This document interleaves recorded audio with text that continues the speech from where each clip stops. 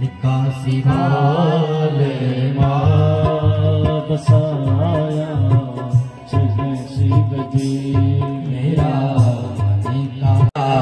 प्राणों का पितर समाया चले शिव जी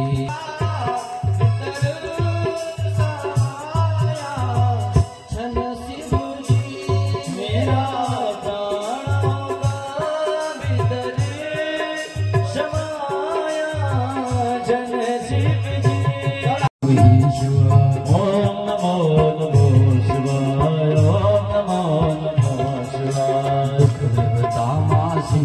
शिव चिंता गुरुनामा शिव रे शिव ओम नमो शिवाय सिंहासन बिठाया जिन शिव जी ओम नमो शिवाय ओम नमो शिवाय। सोच रही है कि मेरे पिता तो मुझे बड़ा प्रेम करते थे, ऐसा क्या हो गया कि हरिद्वार कनखल में यज्ञ हो रहा है और हमें नहीं बुलाया गया।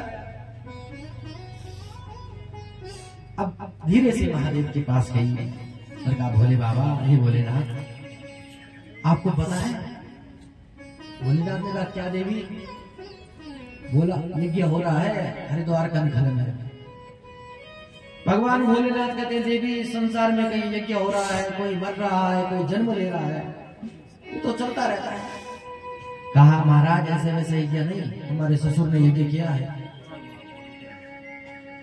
किंतु समझ में नहीं आ रहा है कि हमारे लिए चिट्ठी नहीं आई, क्या कारण होगा? लगता है चिट्ठी तो जरूर भेजी होगी पिताजी ने, लेकिन मुझे लगता है कि पहुंची नहीं होगी। तब भोलेनाथ ने तब कहा कि देवी, ऐसी कोई बात नहीं, तुम्हारे पिता हमसे नाराज है। क्यों? तब भोलेनाथ ने प्रसंग सुनाया कि जब दक्षा प्रजापति बने थे तुम्हारे पिता, तो सभा में आए थे, हम सीट पर बैठे हुए थे, हम राम का भजन कर रहे थे, तो आए तो हमें पता नहीं चला, नहीं तो भैया हम तो उठ ही जाते, हमको पता तो नहीं चला। लेकिन दक्ष ने देखा कि हम बैठे हुए, तो बहुत कुछ कहा। इसी कारण से हम तो भूल चुके हैं, लेकिन दक्ष को याद है। माता सती कहती, प्रभु, आपको भी तो याद है। कहा, नहीं देवी, तुमने याद दिलाई, तो इसलिए देवी, दक्ष ने हमें निमंत्रण नहीं दिया, इसलिए हम नहीं जाएंगे। कुछ भी हो जाए, निमंत्रण के बिना जाना नहीं चाहिए। माता ने सोचा कि पति में और पिता में झगड़ा हो गया है, अगर नहीं जाऊंगी तो झगड़ा बढ़ जाएगा। जाकर के, मेरे पिता तो मुझसे प्रेम करते हैं, कुछ कारण तो है, जाकर समझाऊंगी, अपने भाई को भेजूंगी, फिर भोलेनाथ को बुलाऊंगी। ऐसे कैसे नहीं बुलाया हमें? और बड़े बस से माँ, बहुत बस से, कि मेरे पिता की मैं लाडली हूं, लड़ूंगी उनसे जाकर के। फिर भोलेनाथ के पास है, भोलेनाथ चरण दबाने लगे। भोलेनाथ ने कहा, देवी, आज कुछ ज्यादा सेवा नहीं कर रही हो। कहा, भोलेनाथ, आपसे एक प्रश्न कहना है, मेरी इच्छा है जाने की। भोलेनाथ कहते हैं, देवी, पिता के घर में 2 बार लड़की को बिन बुलाए जाना चाहिए, एक रक्षाबंधन के दिन और दूसरा भैया दूज के दिन। 2 बार बिन बुलाए जाओ। लेकिन यदि घर में कर्म हो, कार्य हो, पूजा पाठ, यज्ञ, शादी, विवाह, और निमंत्रण न आए तो बिल्कुल नहीं जाना चाहिए।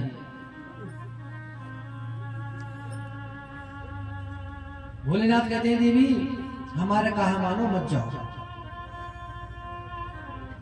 देखिए, लड़की का जब विवाह होता है, तो जब विवाह होता है तो विवाह के 5-4 साल तक लड़की को पूछेंगे, बेटा तुम्हारा घर, तो कहेगी ये मेरे पापा का है घर, ये मेरे पापा की गाड़ी है, बंगला गाड़ी बाबा का है। मतलब उसको ससुराल का घर अपना नहीं लगता, अपने पिता का घर ही अपना लगता है।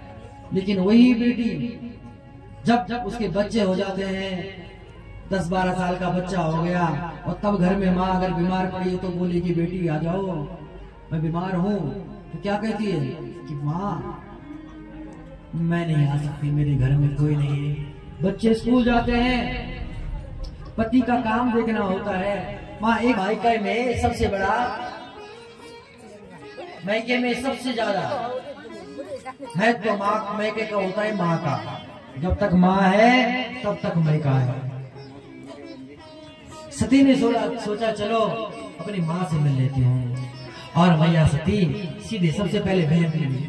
अरे बहनों ने कहा अरे बहन तो आ गई, अरे तेरे साथ भोलेनाथ नहीं आया, बिना बुलाए आए होंगे तुम। लेकिन माँ कैसी थी,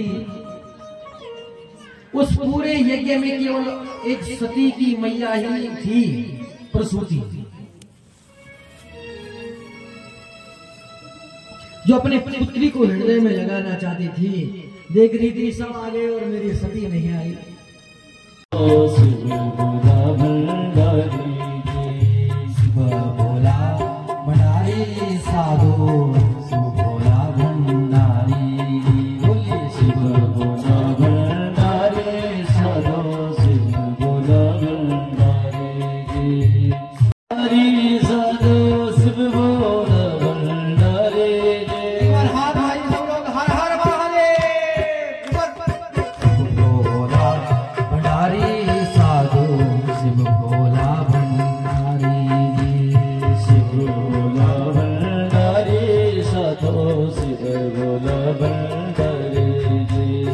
अंग मतों की विभूति रमाई, अंग मातों की विभूति रमाई, अंग मतों की विभूति रमाई, अंग मातों की विभूति रमाई। माथा चंद विराजी जी। और हाथ भाई हर हर महादेव। शिव भोला भंडारी साधु, शिव भोला भंडारी, शिव भोला भंडारी साधु, भोला भंडारी। शिव भोला भंडारी साधो, शिव भोला भंडारी।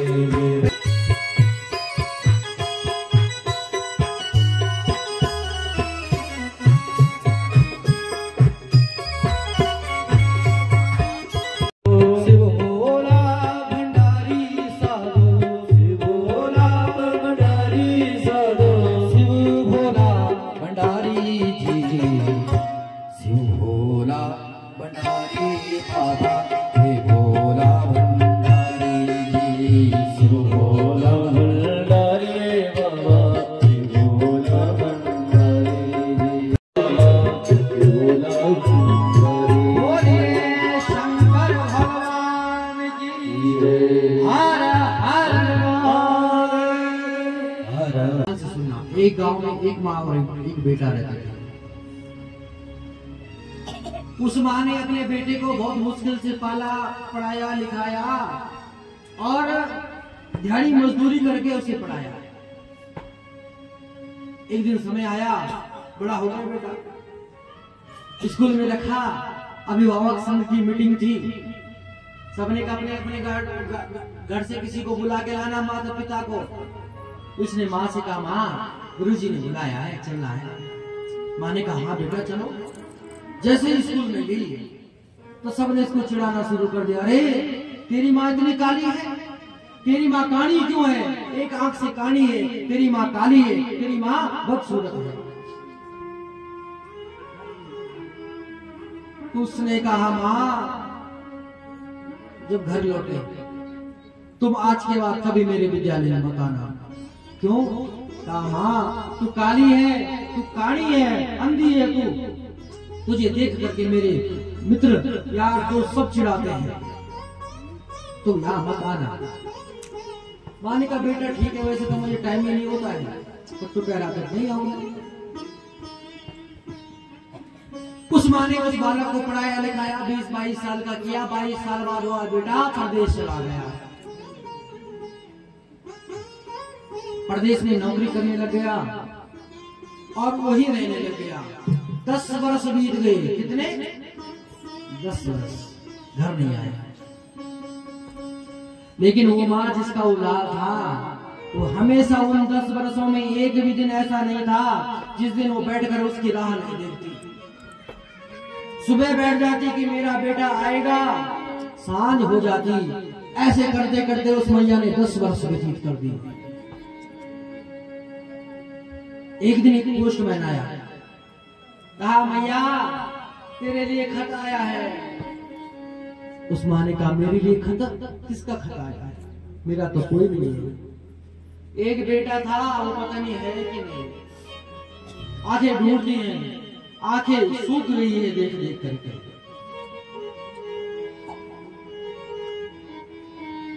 उस माँ ने, पोस्टमैन ने कहा माँ एक पत्र आया है। उसने कहा बेचारी अनपढ़ मैया थी, बोला बेटा इसको पढ़ दो। उसने जैसे झट से पत्र खोला, उसमें लिखा माँ आपको सादर प्रणाम है, आपका बेटा बोल रहा है।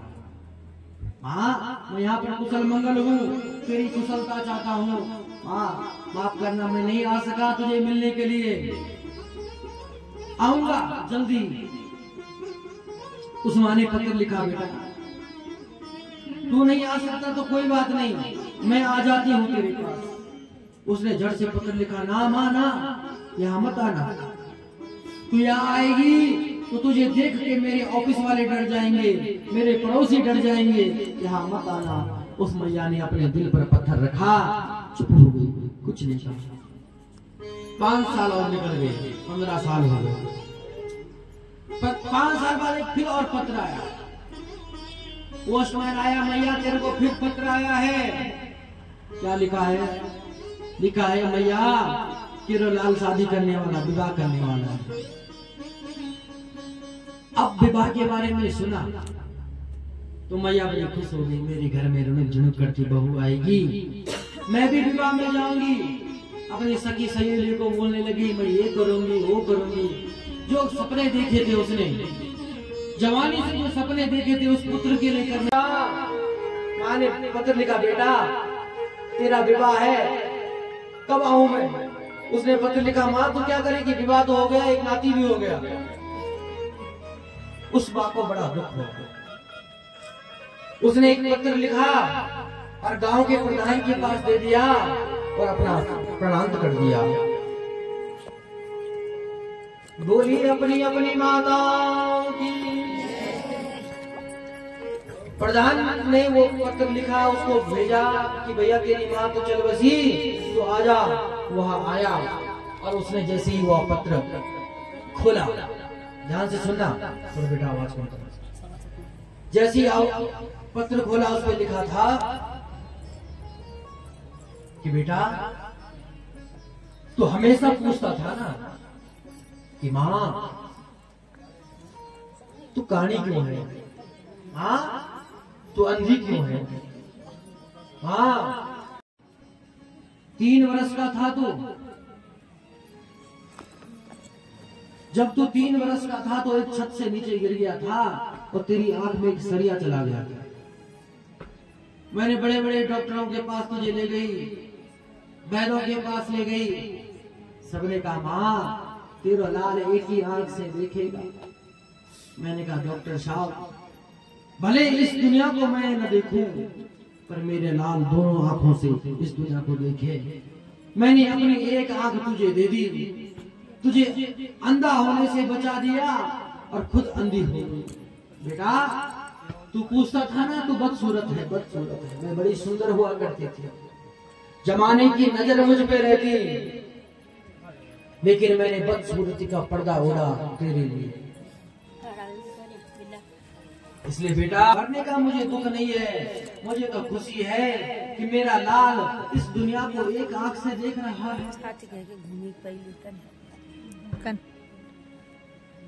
मुझे इस बात की खुशी है कि मेरा लाल दुनिया को देख रहा है। फिर वो रोने लग गया, जोर से रुदन करने लग गया, कहने लग गया माँ मुझसे बड़ी गलती हो गई, मुझे नहीं पता था माँ कि तुमने मेरे लिए इतना बड़ा बलिदान दिया। पास बुलाती है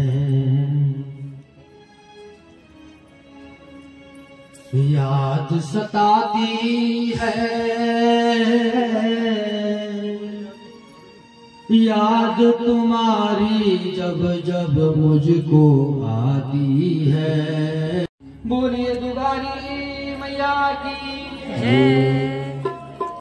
कल कथा में भगवान श्री कृष्ण का जन्म होगा। क्या जो भावे फल खावे, दुख बिन से बदला स्वामी, सुख संपत्ति घर आवे, श्याम सुंदर घर आवे। शरण पढ़ू मैं किसकी स्वामी, शरण पढ़ू प्रभु आस करो मैं जिसकी। ओम जय जगदीश हरे, कीर्ति बढ़ाओ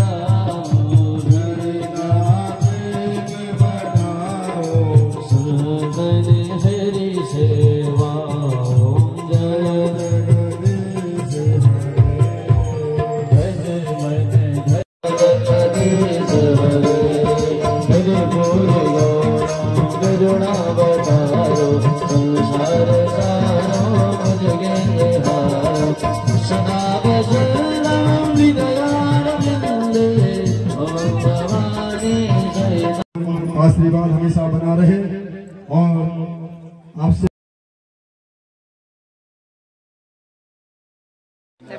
ठीक है जी, बहुत बहुत धन्यवाद आपका। रमोली वालों का बहुत बहुत धन्यवाद। अपना प्यार हमेशा बना के रखना। रमोली वालों का यज्ञ आपने किया और हमारे साथ ऐसे प्यार बना के रखना। धन्यवाद धन्यवाद। ये ठीक सचिन बेटा, धन्यवाद। अच्छा ठीक। आने के लिए आपका बहुत बहुत धन्यवाद, यहाँ पे पधारने के लिए, हमारे यज्ञ को सफल बनाने के लिए। धन्यवाद तुम्हारे जीवन विचारण सुबह से और शाम तक। हाँ जी ठीक। अभी भोजन चल रहा है। तो अभी बज गई हैं 105 और हमने खाना खा के और अब घर के लिए करेंगे प्रस्थान।